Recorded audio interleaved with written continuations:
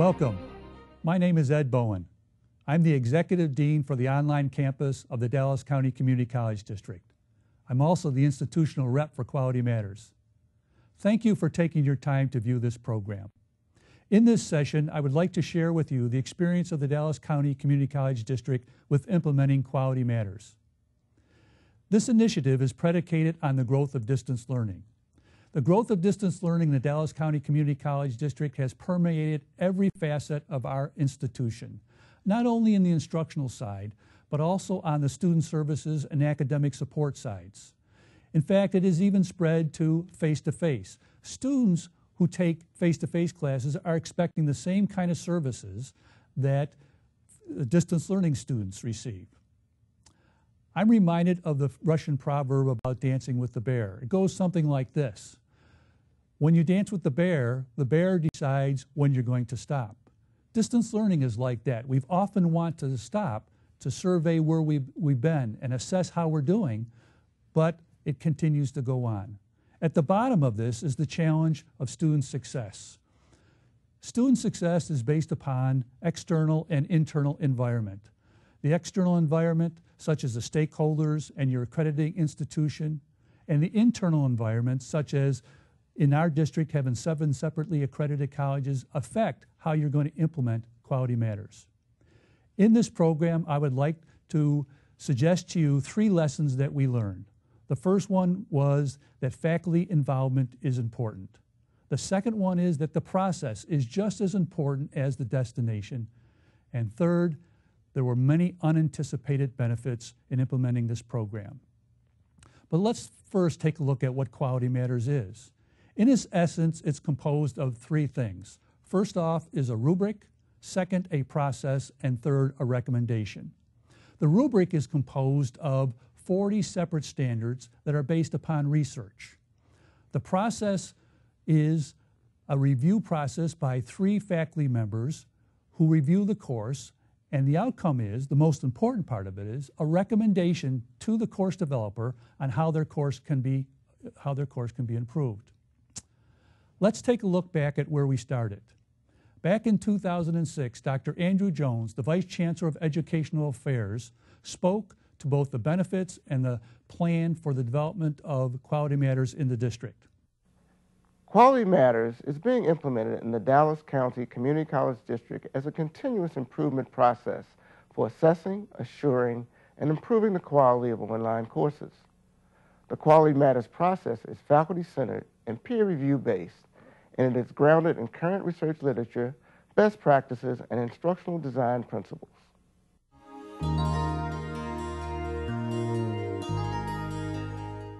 The Quality Matters project was initially designed to assure the member institutions of the Distance Learning Consortium, Maryland Online, of the quality of each other's online courses. Funding came from a FIPSI grant. Dr. Jones also mentioned a 3-phased approach. The first phase was the introduction phase, the second phase was the pilot phase, and the third phase was the full implementation phase. In that first phase, the introduction phase, we began to realize how important faculty involvement was.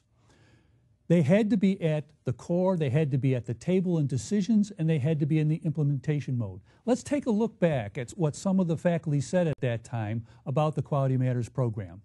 I think the Quality Matters standards are essential for anyone who's teaching online or creating an online course, and I think it's a very necessary part of doing online education in our district.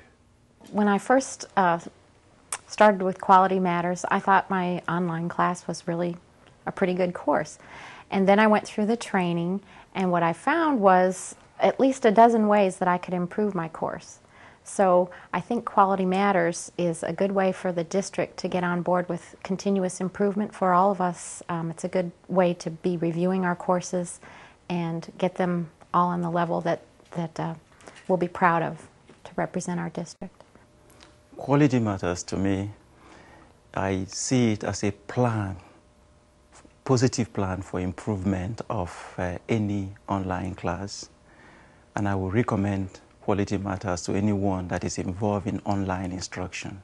The Quality Matters peer review process will help faculty do a better job of aligning their learning objectives with activities in the online course, and this will improve student learning. I think that with Quality Matters, we're headed in the right direction, and it's a positive step for the district. The second phase was the pilot phase. We thought that we would need a period of time to implement some of our strategies and see how they work before we went to full implementation. Well, what did occur? The formal course reviews did happen. They just didn't happen as frequently as we thought that they would occur. We had anticipated that each college would conduct 10 formal reviews the first year, and in fact, there were only 5 that were conducted. We did conduct a number of peer review trainings, and in fact, to date, we have about 200 faculty who have gone through peer review training. What we didn't expect was the number of informal reviews that were conducted. Faculty were using this one-on-one or one with many or just by themselves and conducting a review of their courses.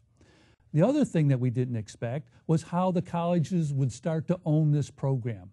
We found a number of different strategies being employed by the colleges. Some of them incorporated Quality Matters into training and professional development programs that they already had. Others saw this as a standalone component. Let's take a look at the implementation of Quality Matters from the perspective of one of the 7 colleges in the Dallas County Community College District. I have with me here today Dr. Marie Manis from Brookhaven College. Welcome, Marie. Thank you, Ed. Glad to be here. What is your role at Brookhaven College? I am a full-time faculty person, and I teach online only for nutrition courses and for fitness, lifetime fitness and wellness courses. My other role is as a Quality Matters trainer, where I help other faculty members utilize and embed the standards into their online courses at varying levels of involvement. As you recall, we started this effort back in 2007. Right. What has been the experience of Brookhaven College in the implementation of Quality Matters? Well, let me start with just first telling you what my personal experience was with implementing it to my courses. Once I had gone through the training that the district offered in Quality Matters, then I started looking at my online courses to make sure that I had the standards embedded in my courses, and made, of course, several changes to my courses as I went along. And then I had both of my courses peer-reviewed through Quality Matters. Once I did that, and I found what a benefit it was to my students, and this was just based on the feedback that students gave me at the end of the semester after going through the course that had been QM peer-reviewed, then I started offering professional development courses in Quality Matters and how to help other faculty members embed those standards into their courses. Were there any unanticipated benefits from Quality Matters as it was rolled out? Unanticipated benefits, probably the ease of student navigating through the site and getting to the course learning objectives was probably the biggest, even though I knew that was going to be one of the intended outcomes of using Quality Matters standards in my course. It became very apparent to me. It also helped with retention of students in my classes as well.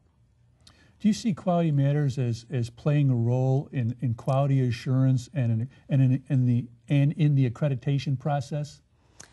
Definitely, I do.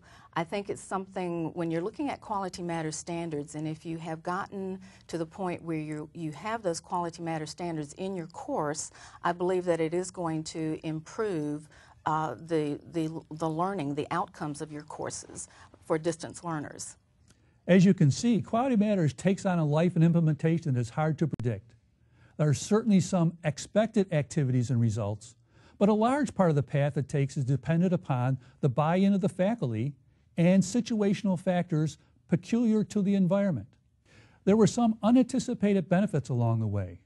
The first one was a large role that informal reviews played and the importance of the training experience for the faculty. We had always anticipated that the review of the course was going to be important. What we didn't anticipate was that the faculty conducting the reviews was going to be so important for them and their professional development. Second, the diversity of implementation across the district surprised us. Each of the colleges seemed to take on and own Quality Matters in its own way, fit it into its programs, into its professional developments in a way that worked best for them. And third, we recently began a path of establishing online instructor competencies.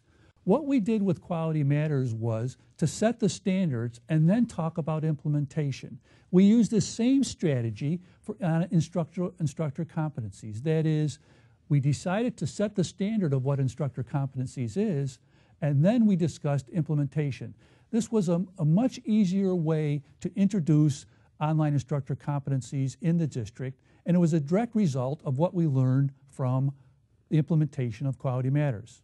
In summary, the lessons we learned and are continuing to learn are: 1, faculty involvement is paramount. 2, the process is just as important as the destination. And 3, there were unanticipated benefits. Quality Matters continues to grow.